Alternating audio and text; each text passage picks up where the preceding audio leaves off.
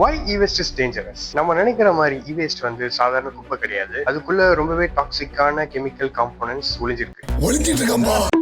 நிறைய electrical components ரொம்பவே ஹார்ம்ஃபுல்லான கெமிக்கல்ஸை use பண்ணி தான் மேனுஃபேக்சர் பண்றாங்க. Like mercury, let, cadmium, arsenic, chromium, இந்த மாதிரி ரொம்பவே டாக்ஸிக்கான கெமிக்கல்ஸை யூஸ் பண்றாங்க. இந்த காம்போனன்ட்ஸ் எல்லாமே ரொம்ப சேஃப் எது வரைக்கும்னா இந்த காம்போனன்ட்ஸ் எல்லாம் ஒர்க்கிங் கண்டிஷன்ஸ்ல ஒரு டிவைஸ்குள்ள இருக்க வரைக்கும் தான். ஒன்ஸ் அதை ரிப்பேர் ஆனதுக்கு அப்புறம் தூக்கி குப்பையில போட்டோம்னா that's become very dangerous.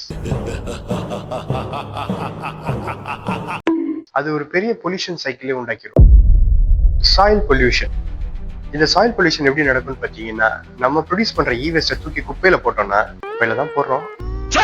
In case குப்பையில போட்டோம்னா அந்த குப்பை டைரக்டா எங்க போகும்? இந்த மாதிரி பெரிய ஓப்பன் லேண்ட் ஃபில்ஸ்ல தான் போய் டம்ப் ஆகும். நம்ம ஊர்ல மோஸ்ட்லி இந்த மெத்தட் தான் யூஸ் பண்றாங்க வேஸ்ட் மேனேஜ்மெண்ட். இங்க என்ன பண்ணுவாங்கன்னா, இந்த வேஸ்ட் எல்லாம் கொண்டு வந்து டம்ப் பண்ணி ஒரு மலை மாதிரி குவிச்சிருவாங்க. இதுல இருந்து கொஞ்சம் கொஞ்சமா அந்த வேஸ்டேஜஸ் எடுத்து இன்சினரேட் பண்ணி காலி பண்ணிடுவாங்க. அது வரைக்கும் அந்த ஈவேஸ்ட் எல்லாம் அங்கேயே தான் வெயிலையும் மழையிலையும் டிகிரேட் ஆயிருக்கும். அந்த டிகிரேடேஷன் ப்ராசஸ் அப்போ ஈவேஸ்ட்ல இருந்து டாக்ஸிக்கான கெமிக்கல்ஸ் அண்ட் மெட்டல்ஸ் வந்து கிரவுண்ட்ல லீக் ஆச்சுன்னா அது சாயிலோட ஃபெர்டிலிட்டியை கெடுத்துரும். அந்த இடம் மட்டும் கிடையாது, அந்த ஏரியாவை சுத்தி இருக்கிற எல்லா இடத்தோட சாயில் ஃபெர்டிலிட்டி கெட்டு போயிடும். அதோட ஒரு மிகப்பெரிய லிவிங் எக்கோசிஸ்டமே பாதிக்கப்படும். எப்படின்னு பாத்தீங்கன்னா, இந்த மாதிரி டாக்ஸிக் கெமிக்கல் சாயில்ல லீக் ஆகும் போது அந்த சாயில்ல இருக்கிற micro organisms like bacteria, worms, insects அதையெல்லாம் சார்ந்து இருக்கிற லிவிங் திங்ஸும் அஃபெக்ட் ஆகுது. Like reptiles, plants, trees, animals, birds, ஏன் மனுஷங்க கூட பாதிக்கும். இது இந்த ஹோல் ஃபுட் செயின் ஈகோசிஸ்டத்தையே கண்டாமினேட் பண்ணுது. ஏன் நம்ம சாப்பிட்ற சாப்பாட்டுல கூட ஸ்மால் அமௌண்ட் ஆஃப் டாக்ஸின்ஸ் இருக்கதா செய்யுது. தனக்கு கொடுக்கப்பட்ட உணவில்